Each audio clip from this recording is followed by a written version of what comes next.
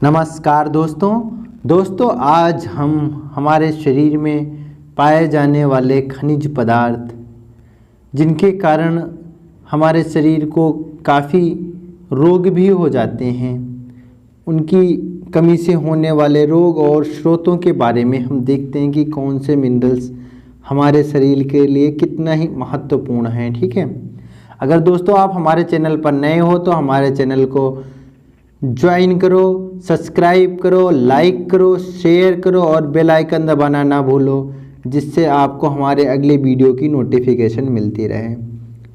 आओ देखते हैं खनिज पदार्थ किसे कहते हैं। ठीक है, जो खनिज पदार्थ हैं, मिनरल्स हैं, वो हमारे शरीर की कोशिकाओं को आकार को बनाए रखने में सक्षम है। हमारी कोशिकाओं के आकार को बनाए रखने में क्या है, सक्षम है। ठीक है, यह उपापचय नियंत्रक का कार्य करते हैं। उपापचय नियंत्रक को क्या कहते हैं, मेटाबॉलिक रेगुलेटर। मेटाबॉलिक रेगुलेटर का मतलब, रेगुलेटर का मतलब होता है नियंत्रक। ठीक है, मेटाबॉलिक का मतलब उपापचय की क्रिया जो होती है वो हमारे खनिज पदार्थों के द्वारा ही नियंत्रित होती है, और वह पदार्थ जो प्राकृतिक रूप में मिट्टी में मिलते हैं, कहाँ मिलते हैं, जो खनिज पदार्थ हैं हमारी मिट्टी से प्राप्त होते हैं। ठीक है, प्राकृतिक रूप से मिट्टी में मिलते हैं। इनकी आवश्यकता कम मात्रा में पड़ती है, परंतु यह हमारे भोजन के लिए बहुत आवश्यक हैं। जो खनिज पदार्थ हैं ये इनकी बहुत ही लो लिमिट, मतलब बहुत ही थोड़ी मात्रा में ज़रूरत होती है, लेकिन हमारे शरीर के लिए अत्यधिक आवश्यक हैं। इनके बिना हमारा शरीर अच्छे से कार्य नहीं कर सकता। जैसे ये पदार्थ कौन से हैं, लोहा, calcium, sulphur, phosphorus, sodium, magnesium, iodine इत्यादि। ये जो पदार्थ हैं हमारे शरीर को बहुत ही अल्प मात्रा में इनकी आवश्यकता होती है, कि इतनी अल्प मात्रा में हमें आवश्यकता है, फिर भी इन तत्वों की कमी की वजह से हमारे शरीर का विकास सुचारू रूप से नहीं होता है। हमारे शरीर की कोशिकाएं भी अच्छे से कार्य नहीं करती हैं। ठीक है, आगे देखते हैं दोस्तों। जैसे अब हम देखते हैं कैल्शियम। कैल्शियम का क्या काम होता है दोस्तों हमारे शरीर में। कैल्शियम हमारी अस्थियों के निर्माण से लेके दांतों के निर्माण में कैल्शियम का बहुत ही महत्वपूर्ण रोल होता है। हमारे जो शरीर में दांत और हड्डियों का निर्माण होता है कैल्शियम की सहायता से ही होता है। ठीक है, अगर ये कैल्शियम की मात्रा कम होती है, इसलिए गर्भवती महिलाओं को भी आयरन और कैल्शियम की गोलियां गर्भ के समय ही दी जाती हैं, जिससे क्या होता है कि गर्भवती महिला में किसी तरह की आयरन और कैल्शियम की कमी ना हो, जिससे जो बच्चा हो बचपन में जो उसकी अस्थियों का डेवलपमेंट हो, गर्भ में ही वो मजबूत हो, अच्छे से उसका निर्माण हो सके। ठीक है, इसकी कमी से अस्थियां और दांत कमज़ोर हो जाते हैं और रक्त का थक्का जमने में भी कमी आती है। अगर कैल्शियम की कमी है किसी शरीर में किसी के, तो रक्त का थक्का भी बहुत लेट जमता है। ठीक है, और इसका स्रोत क्या है, गेहूँ, दूध, बाजरा, मक्का इत्यादि हैं। ठीक है, गर्भवती स्त्रियों को कैल्शियम और आयरन की गोलियां गर्भ के टाइम में ही दी जाती है, गर्भकाल में ही कैल्शियम और आयरन की गोलियां दी जाती हैं। ठीक है, आगे देखते हैं दोस्तों फास्फोरस।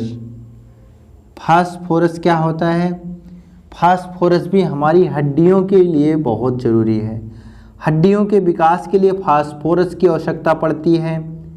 ये कैल्शियम के साथ संयुक्त होकर अस्थि और दांतों का निर्माण करता है। किसका, हमारे शरीर की हड्डियों और दांतों का निर्माण कैल्शियम के साथ संयुक्त होकर करता है, जुड़ के करता है। इसका प्रमुख स्रोत सोयाबीन, गाजर, दूध, अनाज, सूरजमुखी आदि हैं। ठीक है, फास्फोरस का जो हमारा सोडियम जो है हमारे शरीर की कोशिकाओं में अम्ल क्षार संतुलन, जो सोडियम का कार्य है हमारे शरीर में जो कोशिकाएं हैं उसमें अम्ल क्षार का जो संतुलन होता है उसको बनाए रखने में बहुत ही कारगर होती हैं, ठीक है। और यह पशुओं के संकुचन और तंत्रिका संदेशों के लिए आवश्यक हैं, ठीक है। पशुओं ने पेशियों, ये है पेशियों, ये हमारी पेशियों और पेशियों के संकुचन, जो हमारी ये मसल्स हैं इनके संकुचन के लिए और जो तंत्रिका तंत्र के संदेश हैं इनको बनाए रखने के लिए बहुत ही आवश्यक हैं, ठीक है। पेशियों के संकुचन और तंत्रिका संदेशों के लिए आवश्यक हैं, ठीक है। पोटेशियम की बात करते हैं। पोटेशियम हमारे हृदय क्रिया के लिए, जो पोटेशियम है हमारे जो हार्ट है, हृदय क्रिया है, उसके लिए पोटेशियम बहुत ही आवश्यक होता है। अगर पोटेशियम की कमी हो जाती है तो हमारा हृदय जो है अनियंत्रित रूप से धड़कने लगता है। क्या होता है? अनियंत्रित रूप से धड़कने लगता, मतलब बहुत ही तेज हो जाता है धड़कन इसकी, ठीक है। इसका स्रोत जो है केला है, पोटेशियम का जो है स्रोत केला है, ठीक है। जिंक, बात करते हैं जिंक की। जिंक की आवश्यकता शरीर में स्वाद को बनाए रखने के लिए होती है। अगर जिंक की कमी हो जाती है हमारे शरीर में तो हमारे शरीर का स्वाद गायब हो जाता है, ठीक है। इसकी कमी से डिसेगेसिया नामक रोग हो जाता है। इससे व्यक्ति स्वाद को पहचान नहीं पाता, ठीक है। जो व्यक्ति है उस स्वाद को पहचान नहीं पाता, उसे क्या हो जाता है? डिसेगेसिया नामक रोग हो जाता है, ठीक है। आगे देखते हैं लोहा। लोहा को हम क्या कहते हैं? आयरन। आयरन की कमी से शरीर में रक्त कोशिकाएं नहीं बनती हैं, जिससे एनीमिया रोग हो जाता है। आयरन की कमी से रक्त कोशिकाओं में क्या है? रक्त कोशिकाएं नहीं बनती और क्या हो जाता है? एनीमिया रोग हो जाता है। इसका स्रोत पालक, मेथी, यकृत, दूध इस तरह के हैं, ठीक है। आगे देखते हैं कोबाल्ट। बात करेंगे कोबाल्ट की, तो कोबाल्ट जो है विटामिन B12 के बनाने के लिए कोबाल्ट की आवश्यकता पड़ती है। जो हमारा विटामिन B12 है कोबाल्ट की आवश्यकता पड़ती है इसे बनाने के लिए। अगर विटामिन B12 बनाना है तो बिना कोबाल्ट की सहायता से हमारे शरीर में विटामिन B12 का अवशोषण नहीं हो सकता है, ठीक है। जब अवशोषण नहीं होगा तो विटामिन B12 हमारे शरीर में कमी हो जाएगी उसके लिए हमें कोबाल्ट की आवश्यकता पड़ती है। अगर कोबाल्ट की कमी किसी को होती है तो उसे एनीमिया रोग हो जाता है, जिसे हम परमिसिस एनीमिया कहते हैं। क्या कहते हैं? परमिसिस एनीमिया कहते हैं, ठीक है। बात करेंगे कॉपर की। कॉपर क्या है? लोहे के पुनर्उपयोग में होता है। जो हमारा हीमोग्लोबिन बनता है या आयरन का अवशोषण करना होता, उसके सहायता के लिए हमारे शरीर में कॉपर की आवश्यकता होती है। ये अस्थि मज्जा में पहुंचकर लाल रुधिर कणिकाओं का निर्माण में उपयोग आता है। अगर ये अस्थि मज्जा में जाता है जो कॉपर होता है, वहाँ से फिर ये दोबारा लाल रुधिर कणिकाओं के निर्माण में उपयोग में लाया जाता है, ठीक है। आगे बात करते हैं आयोडीन।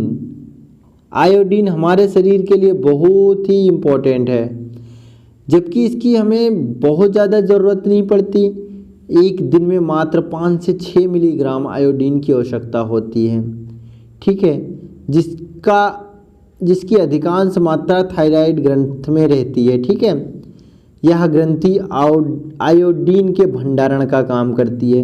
जो आयोडीन के भंडारण का काम कौन करती है? ये हमारी थायराइड ग्रंथि करती है, ठीक है। प्रतिदिन भोजन में 50 म्यूग्राम, मात्र 50 म्यूग्राम आयोडीन की भोजन में आवश्यकता पड़ती है। इसका प्रमुख स्रोत है समुद्री नमक, दुग्ध, हरी सब्जियां इत्यादि। थायराइड ग्रंथि द्वारा थायरॉक्सिन हार्मोन्स का संश्लेषण होता है। जो हमारी थायराइड ग्रंथि है इससे क्या होता है, थायरॉक्सिन हार्मोन का संश्लेषण होता है। ठीक है, अब देखो अगर आयोडीन की कमी हो जाए किसी में तो उससे होने वाले रोग कौन कौन से हैं। बच्चों में जड़वामनता रोग हो जाता है। जड़वामनता रोग को क्या कहते हैं हम, सूखा रोग। सूखा रोग, सिंपल भाषा में हम इसे क्या कहते हैं, सूखा रोग। इससे क्या हो जाता है, बच्चों के शारीरिक और मानसिक विकास बंद हो जाते हैं। इससे क्या होते हैं, बच्चों के शारीरिक और मानसिक विकास रुक जाते हैं। साथ में इनकी निरंतर कमी रहने पे बच्चे नपुंसक हो जाते हैं। पहले उनका शारीरिक और मानसिक विकास रुक जाता है। अगर लगातार शरीर में आयोडीन की कमी बनी रहती है तो बच्चे क्या हो जाते हैं, नपुंसक भी हो जाते हैं और उनके जननांगों का विकास नहीं हो पाता है। ठीक है, किसका, जननांगों का विकास नहीं होता है। मैक्सिडेमा बेस्कोमैथ रुधिर की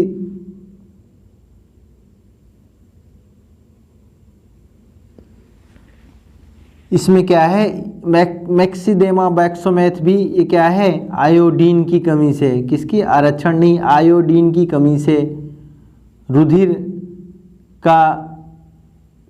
रुधिर में ये परेशानी करती हैं। रुधिर का संचार अच्छे प्रकार से नहीं होता है, जिससे क्या होता है, हमें अत्यधिक थकावट और वजन बढ़ने की समस्या हो जाती है।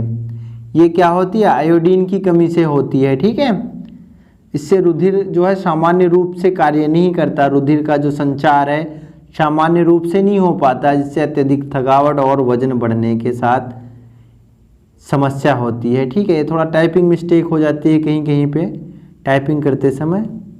ठीक है, आगे देखते हैं आयोडीन।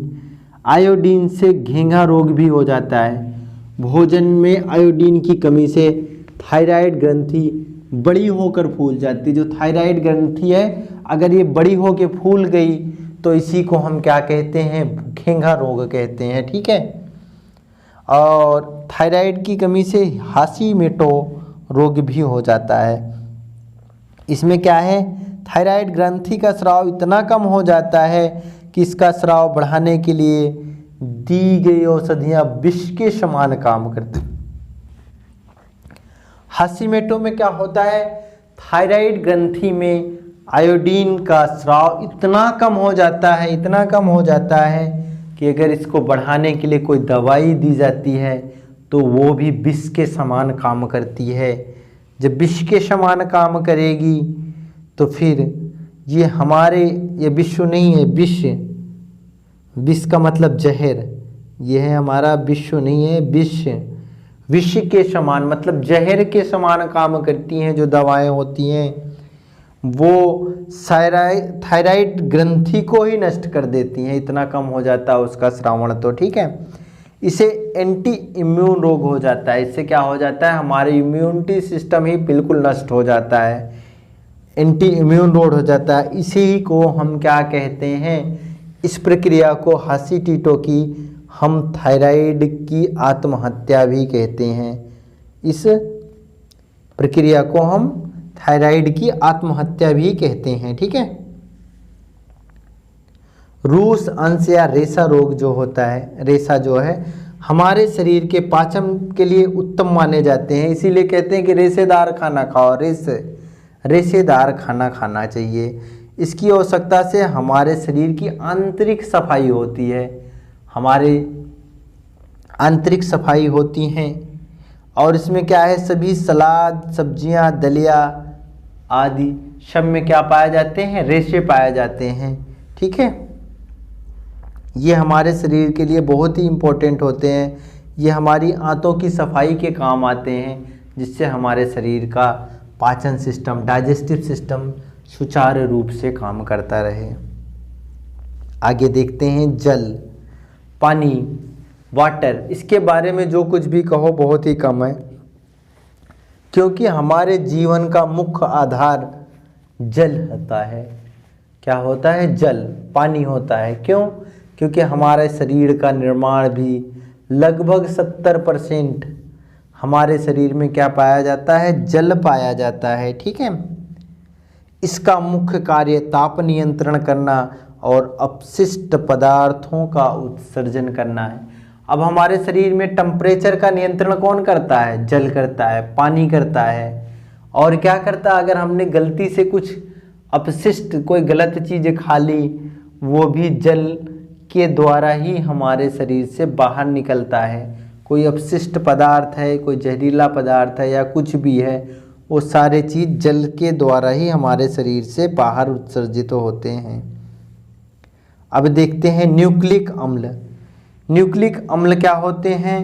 कार्बन, हाइड्रोजन, नाइट्रोजन और ऑक्सीजन के व फास्फोरस से बने न्यूक्लियर के बहुलक होते हैं, जो अल्प मात्रा में हमारी कोशिकाओं में डीएनए और आरएनए के रूप में पाए जाते हैं। किसके?